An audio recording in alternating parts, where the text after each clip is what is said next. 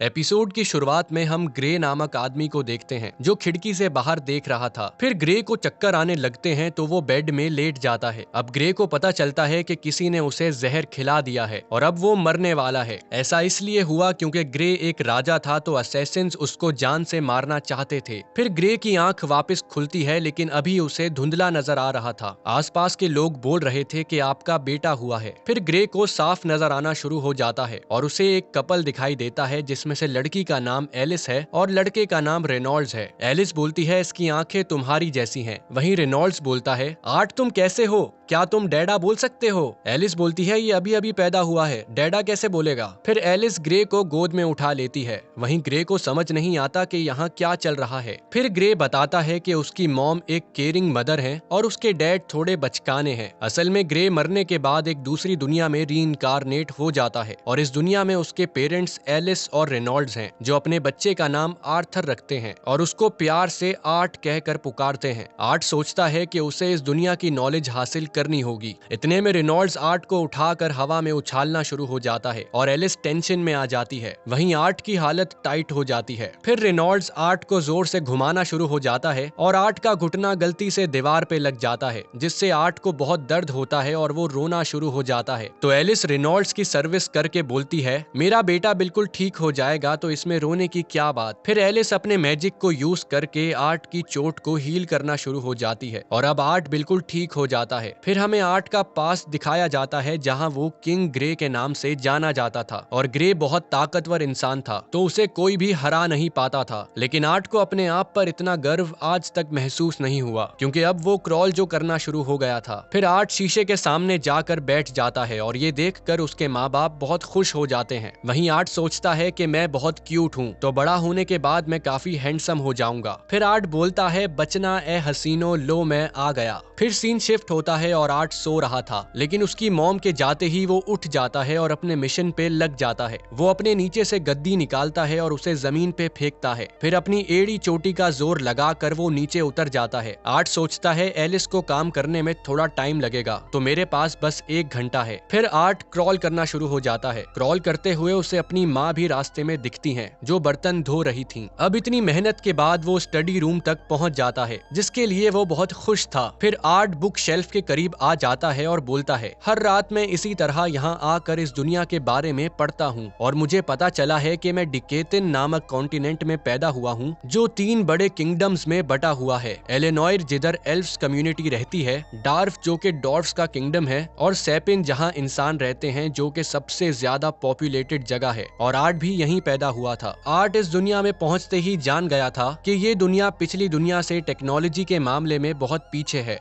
और इसकी वजह मैजिक है। फिर आर्ट वो बुक निकालता है जिसमें मैजिक के बारे में लिखा हुआ था। आर्ट बोलता है मेरी पिछली दुनिया में हम की यूज करते थे अपने वेपन्स और बॉडी को स्ट्रॉन्ग बनाने के लिए, लेकिन इस दुनिया में माना यूज किया जाता है जो कि ऑलमोस्ट की जैसा ही है। बस फर्क सिर्फ इतना है कि की एनर्जी इंसान के अंदर होती थी, वहीं माना पूरे एनवायरनमेंट में प्रेजेंट होता है। पढ़ते पढ़ते आर्ट अपना पिछवाड़ा भी खुजा लेता है। इस दुनिया में हर 100 में से सिर्फ एक इंसान ही माना कंट्रोल कर सकता है। वहीं डायपर की वजह से आर्ट को रैशेस होना शुरू हो गए थे और माना 2 तरह से इस्तेमाल कर सकते हैं, ऑगमेंटिंग और कॉन्जरिंग। ऑगमेंटर्स माना अपनी बॉडी में जमा कर लेते हैं जिससे वो काफी स्ट्रॉन्ग बन जाते हैं, लेकिन ये काफी लिमिटेड पावर है। वहीं कॉन्जरर्स अपनी बॉडी से माना बाहर निकालते हैं जिससे वो आसपास की चीजों को कंट्रोल कर सकते हैं, लेकिन इसके लिए उन्हें सबसे पहले सराउंडिंग से अपने अंदर माना जमा करना होगा। आर्ट की मदर एक डिविएंट है जो माना एमिट करती हैं और ये एबिलिटी इस दुनिया में काफी रेयर है। आर्ट देखता है इस बुक के मुताबिक मेज अवेकनिंग 12-13 साल की उम्र में होती है जब उनका माना कोर कंप्लीट हो जाता है। आर्ट सोचता है माना कोर की सेंटर से काफी मिलता जुलता लग रहा है। की सेंटर बनाने के लिए बच्चों को कहा जाता था कि वो मेडिटेट करके अपनी बॉडी में की फ्रेगमेंट्स को सेंटर में जमा करें। तो आर्ट मेडिटेट करने की कोशिश करता है और उसे एहसास होता है कि मेडिटेशन काम कर रही है, लेकिन इतने में एलिस वहां आकर आर्ट को पकड़ लेती है। एलिस को कुछ अजीब लगता है तो वो बोलती है क्या मेरे बच्चे को पॉटी करने में मसला फैसला हो रहा है। आर्ट सोचता है मैं इस दुनिया का स्ट्रॉन्गेस्ट मेज बनने का सफर शुरू करने जा रहा हूँ और आप मुझे कॉन्स्टिपेटेड बच्चा समझ रही हैं। इतना सोचते ही डायपर से बम ब्लास्ट की आवाज आती है तो एलिस बोलती है डायपर चेंज करने का टाइम हो गया है। आर्ट सोचता है कॉन्सेंट्रेट करने के चक्कर में मैंने अपना डायपर गंदा कर दिया।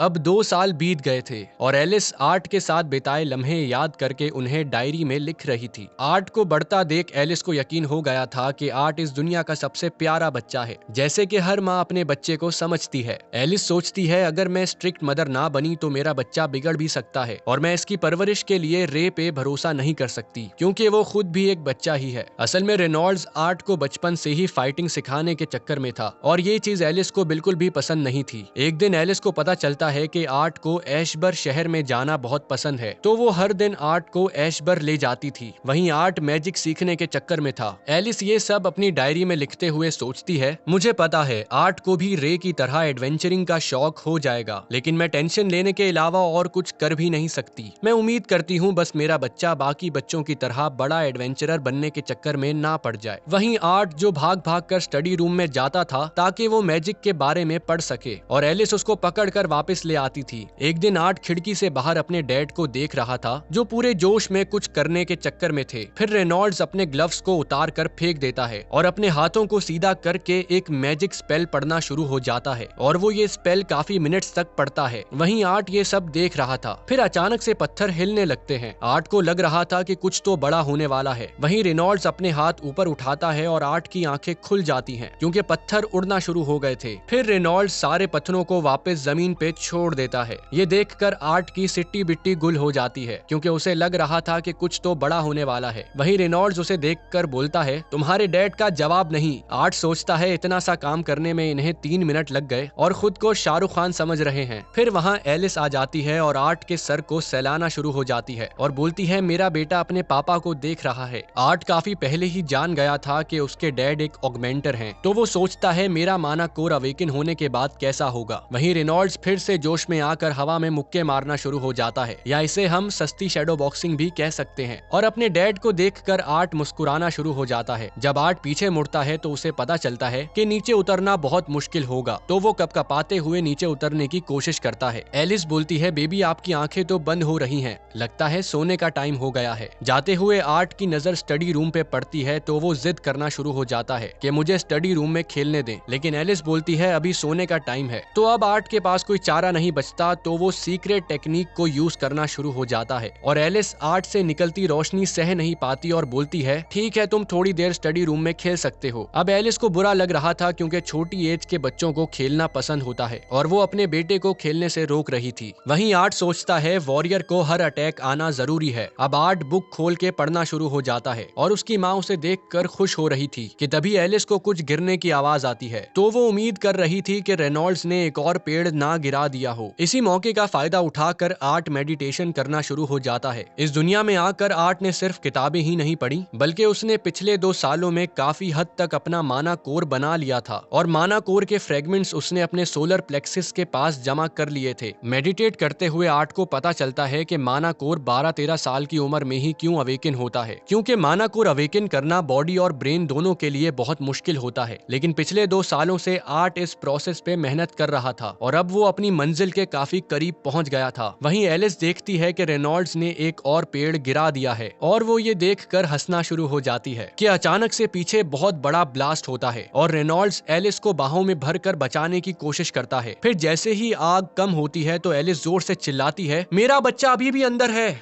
और ये एपिसोड खत्म होता है। दोस्तों अगला एपिसोड देखने के लिए चैनल को सब्सक्राइब करना मत भूलिएगा और मैं मिलूंगा आपसे अगली वीडियो में। शुक्रिया।